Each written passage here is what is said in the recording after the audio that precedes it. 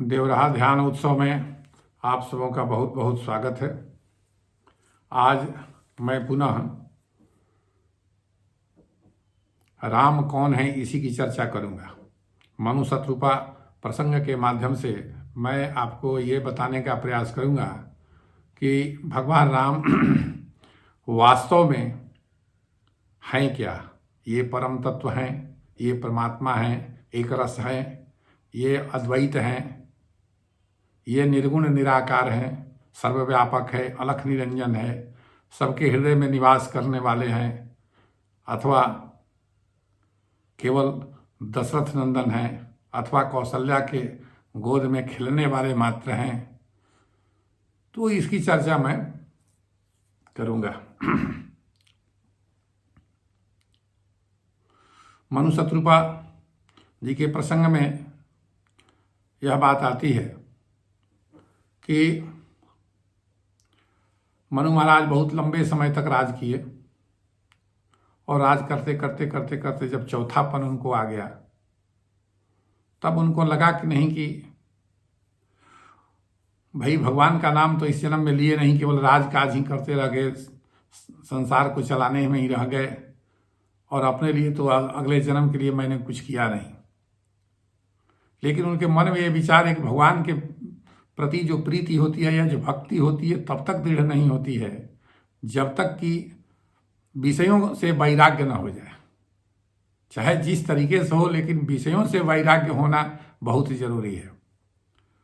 गोस्वामी लिखते हैं मानस में, होई न विषय विराग बसत भवन भा चौथेपन, हृदय बहुत दुख लाग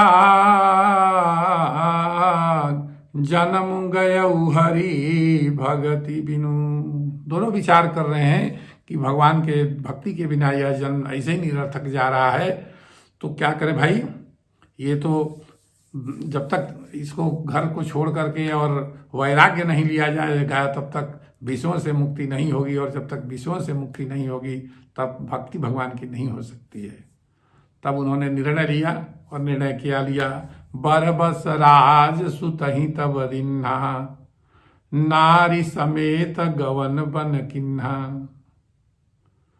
उन्होंने अपने बेटों को बुलाया, जो सबसे बड़े बेटा थे उनको कहा कि भाई ये चाबी दो, ये राजकाज लो, अपना इसका संचालन करो। बेटा कहा कि नहीं पिताजी, ऐसा क्या हो गया, कौन अपराध हम लोगों से हो गया कि आप नाराज होकर के जंगल जा रहे हैं। तो मनु शत्रुपा ने बताया कि नहीं बेटा, हम लोग नाराज होकर के नहीं जा रहे हैं, बल्कि अब ये चौथेपन में भगवान की भक्ति करने के लिए जा रहे हैं, भगवान के गुणों को आत्मसात करने के लिए जा रहे हैं। और बहुत समझा बुझा करके गोस्वामी जी लिखती, बरबस राज सुतहि तब दीन्हा, जबरदस्ती उन लोगों को राज दे दिया, अपने बड़े बेटे को राज दे दिया और छोटों को भी सब समझा दिया कि तुम लोगों को राज में कैसे रहना है, कैसे संचालित करना है। और उसके बाद चल दिए। पंथ जात सोहि मति धीरा, ज्ञान भगति जनु धरे शरीरा। और दोनों आदमी केवल कपड़ा पहन करके और बहुत कम आवश्यक सामान लेकर के घर से निकल गए। और जब वो चले तो गोस्वामी जी ने लिख दिया कि वो चल रहे थे तो कैसे लग रहे थे, ज्ञान भगति जनु धरे शरीरा। जैसे लगता है कि ज्ञान और भक्ति दोनों शरीर पकड़ करके साथ साथ चल रहे हैं। ज्ञान मनु जी महाराज हैं और भक्ति शत्रुपा जी हैं। तो ज्ञान भगति जनु धरे शरीरा, ऐसा देखने वाले को लगता था कि ये ज्ञान और भक्ति दोनों शरीर पकड़ करके जा रहे हैं। और चलते चलते भगवान मनु शत्रुपा नर्मदा के किनारे पहुंच गए। धेनुमती कहते हैं गोस्वामी जी, नाम नहीं लेते हैं नदी का। तो पहुंच गए। अब वहां गए, संत समाज में बैठे, सभा सत्संग किए और फिर उन लोगों से, संतों से ही एक मंत्र मिला जिसको 12 अक्षर मंत्र कहते हैं। ओम नमो भगवते वासुदेवाय, ये 12 अक्षर का मंत्र है। उस मंत्र को दोनों आदमी जपने लगे प्रेम से, एकदम घर द्वार की चिंता छोड़ करके और खाने पीने की भी चिंता छोड़ करके नदी के किनारे दोनों आदमी 12 अक्षर मंत्र पुनी, जपहि सहित अनुराग, वासुदेव पद पंकरु दंपति मनयति लाग। तो ये द्वादश अक्षर मंत्र जो है सो ओम नमो भगवते वासुदेव, वासुदेवाय कहते हैं, वासे वासे निष्ठति।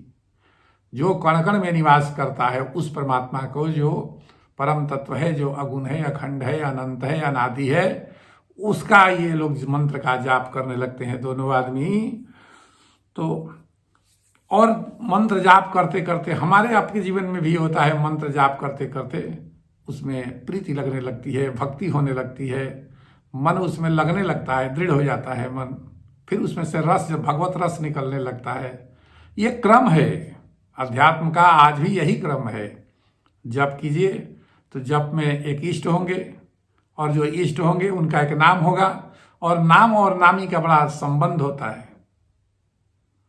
हजारों आदमी में अगर किसी का नाम रमेश है और रमेश अगर पुकारा जाएगा तो हजारों में से कोई एक जो रमेश होगा वही आपके तरफ ध्यान देगा, बाकी लोग ध्यान नहीं देंगे।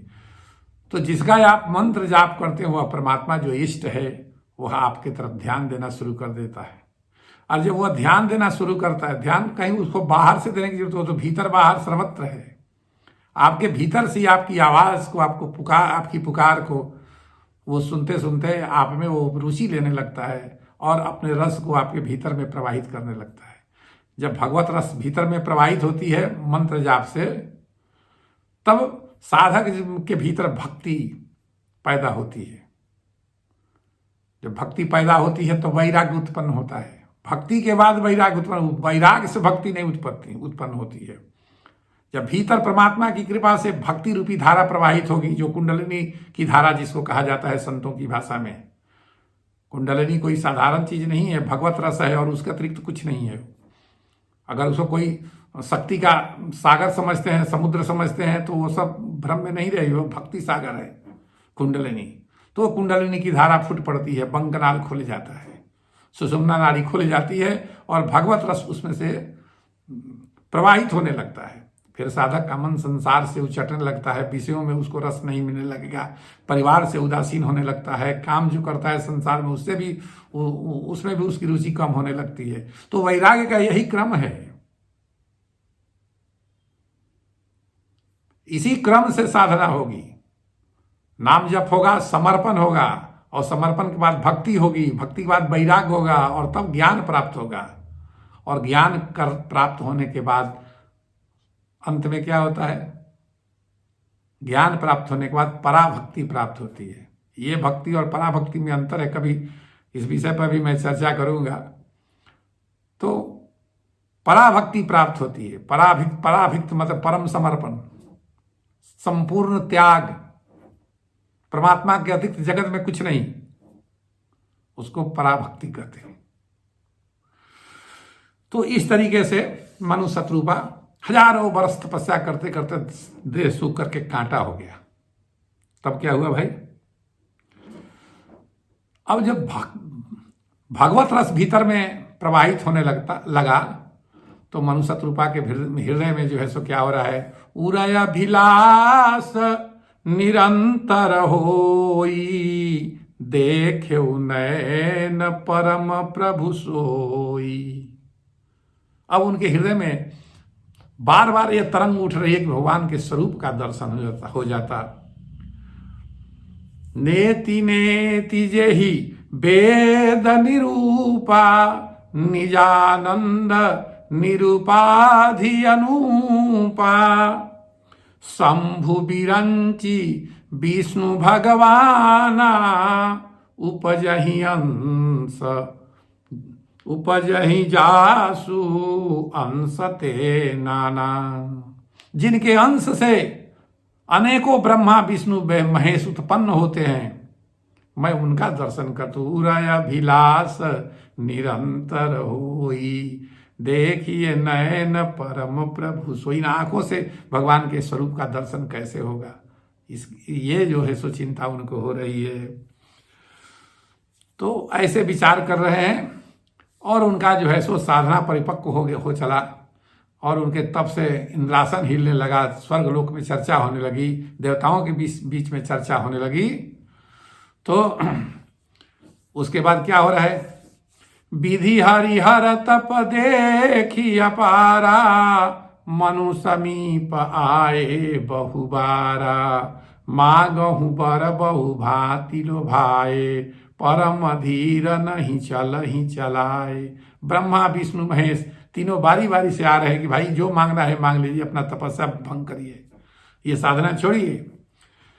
विधि हरिहर तप देखी अपारा, मनु समीप आए बहुबारा, मागहु बर बहु भांति लोभाए, परम धीर नहीं चल ही चलाए। मुंह बंद रखे हुए हैं क्योंकि उद्देश्य बहुत बड़ा है। उद्देश्य क्या है? शंभु बिरंची विष्णु भगवाना, उपजहि जासु अंसते नाना। हमको उनको देखना है। उरय अभिलाष निरंतर होई, देख्यऊ नैन परम प्रभु सोई। तो ब्रह्मा विष्णु महेश बारी बारी से आकर थक गए और मनु शतरूपा ने अपना साधना छोड़ा नहीं और भक्ति रस भीतर में बढ़ते जा रही है। भाई जब ब्रह्मा विष्णु महेश से न माने तब उसके बादे वाला कोई आवेगा, उसके ऊपर वाला। अगर डिप्टी कलेक्टर से नहीं अगर धरना प्रदर्शन टूटेगा तो अंत में कलेक्टर को ही आना पड़ता है ना, तो वही स्थिति है। तो फिर जो अंतर्यामी परमात्मा है, अब उनका देखिए सुनिए क्या हो रहा है। तो अब ये इनके मन में, मनु जी महाराज के और शत्रुपा के मन में क्या क्या उठ रहा है से, जो स्वरूप बस शिव मन माही, जेहि कारण मुनि जतन कराही, जो भुसुंडी मन मानस हंसा, सगुन अगुण जेहि निगम प्रशंसा। करें कि भगवान शिव के मन में जो बसते हैं, जो स्वरूप बस शिव मन माही, जेहि कारण मुनि जतन। मुनि लोग इमली के पेड़ में टंगाए रहते हैं जन्म जन्म तक, जिनके दर्शन करने के लिए। जो भुसुंडी मन मानस हंसा, और जो भुसुंडी के मन मानस के हंस हैं, जो सगुना अगुण जेहि निगम प्रशंसा। वेद शास्त्र जिसको सगुण निर्गुण के रूप में जानते हैं। देखहि हम सो रूप भरि लोचन, देखहि हम सो रूप भरि लोचन, कृपा करहु प्रण कृपा निधि प्रणतारति मोचन।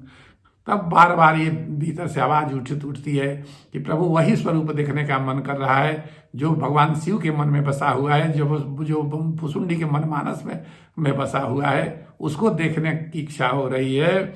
सो आप दर्शन दीजिए। तो भगवान अब जो है सो जो परम तत्व हैं, अब भक्त के प्रेम में पड़ रहे हैं। अब देखिए, लेकिन भगवान आए तो कैसे? विश्ववास प्रकटे भगवाना। तो क्या हो रहा है सो देखिए। अब ये जो है सो स्थिति यहां तक पहुंच गई। तो मागु मागु बरु भय न भवानी, मागु मागु बरु भय न भवानी, परम गभीर कृपा अमृत सानी। आकाशवाणी हुई ब्रह्मा विष्णु महेश के जाने के बाद। आकाशवाणी को, भाई जो मांगना है सो मांग लीजिए, अब आप लोग अपना ये त्याग तपस्या छोड़िए। तो मनु जी महाराज जो है देखते हैं कि भाई कौन बोल रहा है, चारों बगल देखते हैं कोई दिखाई नहीं पड़ता है। तब वो कहते हैं कि प्रभु ये जो छिप करके आप बोल रहे हैं, छिप कर प्रकट होइए, आप कौन बोल रहे हैं? क्योंकि मेरे मन में जो चीज चल रही है कि जो भगवान शिव के मन में बसते हैं, जो भुसुंडी के मन मानस में बसते हैं, जिसको अगुण स्वरूप के रूप में वेद और शास्त्र जानते हैं, मैं उनको सो स्वरूप बस शिव मन, जो स्वरूप शिव बस शिव मन माही, जेहि कारण मुनि जातन कराय, देखहि हम सो रूप भरि लोचन। हे प्रभु, आपके उस स्वरूप को हम देखना चाहते हैं, इसलिए प्रकट होइए। तो भगवान अब देखिए कि भाई अब तो काम वैसे भी नहीं चलेगा। हम तो सोचे कि ऐसे बाला फुसला करके टहला दें, लेकिन ये मनु शत्रुपा तो मानने वाले नहीं है। तब क्या हुआ? विश्ववास प्रगटे भगवान। विश्ववास माने संसार के अनंत कोटि ब्रह्मांड के कण कण में निवास करने वाले परमात्मा को विश्ववास कहा जाता है। वो प्रकट हुए और कैसा प्रकट हुए? गोस्वामी जी लिखते हैं कि नील सरोरुह नीलमणि, नील सरोरुह नीलमणि, नील नीरधर श्याम, लाजहि तन शोभा निरकी, कोटि कोटि सतकाम। परमात्मा कहते हैं कि नील स्वरूप नीलमणि, एकदम नीला शरीर है, और नील नीरधर श्याम, बहुत अत्यंत सुंदर है। और उसका वर्णन करते हैं, कोटि कोटि करोड़ों करोड़ों कामदेव भगवान के इस स्वरूप को देखकर लजा जाएं, लज्जित हो जाएं, ऐसा भगवान स्वरूप लेकर के आए और प्रकट हो गए। मनु शतरूपा देख करके बहुत प्रसन्न हुए, बहुत अनुनय विनय उन्होंने किया। तो भगवान ने कहा, जब देख लिए, दर्शन हो गया, उन आंख से आंसू झरने लगा मनु शतरूपा के, तब भगवान ने कहा कि सकुचि बिहाई मागिन मागु नृप मोहि, सकुचि बिहाई मागु नृप मोहि, मोरे नहीं अधेय कछु तोहि। भाई संकोच छोड़ करके जो मांगना है सो मांग लीजिए, संसार में ऐसा कुछ नहीं है जो मैं आपको नहीं दे सकता। भगवान ने डिक्लेयर कर दिया कि अनंत कोटि ब्रह्मांड में जो कुछ भी है, आप जो मांगना चाहते हैं मांग लीजिए। भगवान इतना प्रसन्न हो गए। तब देखिए, वासना जो है ना, जान छोड़ती नहीं है। मनु जी महाराज बाल बच्चों को अपना राज दे करके आए थे, वो वैराग ले लिए थे, और ये वहीं से शुरू हुआ था जो शुरू में हम आपको सुनाए थे। लेकिन मांगने के समय क्या मांग रहे हैं? दानी शिरोमणि कृपा निधि, दानी शिरोमणि कृपा निधि, नाथ कहूं सती भाव, चाहूं तुम्हें समान सुत, प्रभु सन कौन दुराव। हे प्रभु, आपसे क्या छिपाना है, मैं तो चाह रहा हूं कि आपके सदृश हमको पुत्र प्राप्त हो। पुत्र छोड़ करके आए थे और पुत्र फिर मांग लिए, फिर शुरू हो गया संसार।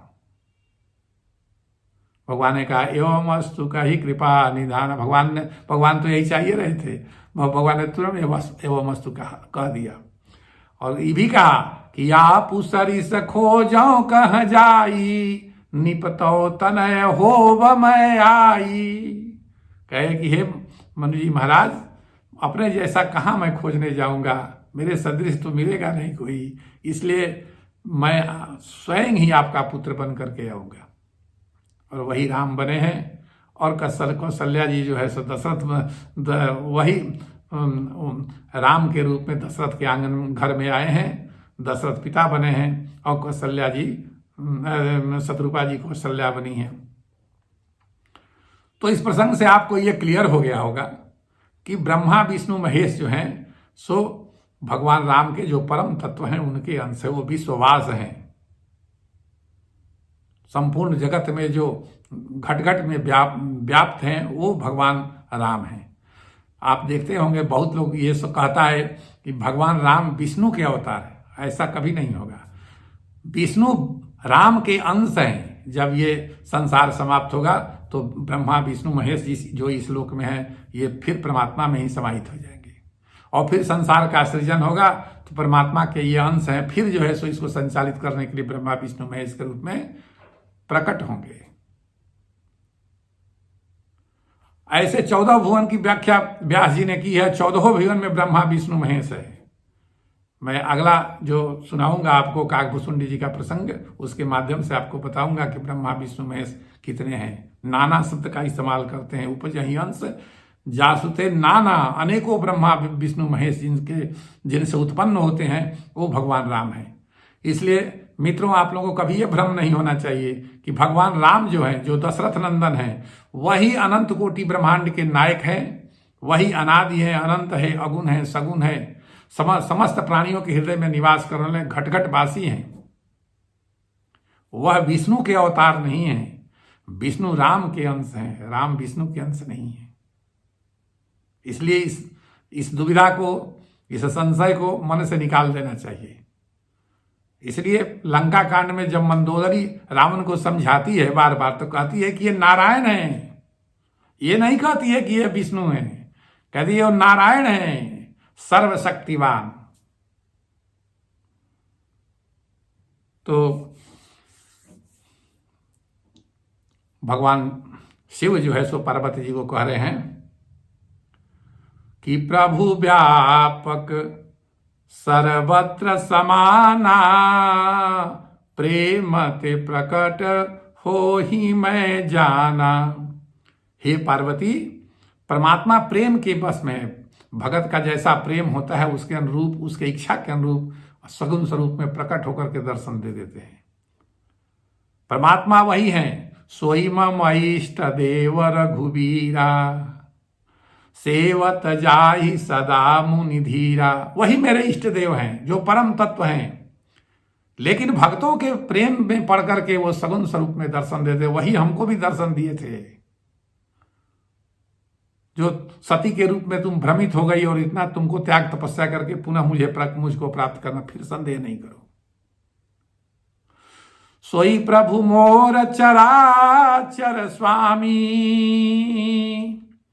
सोई प्रभु मोर चराचर स्वामी, रघुवर सब उरय अंतर जामी।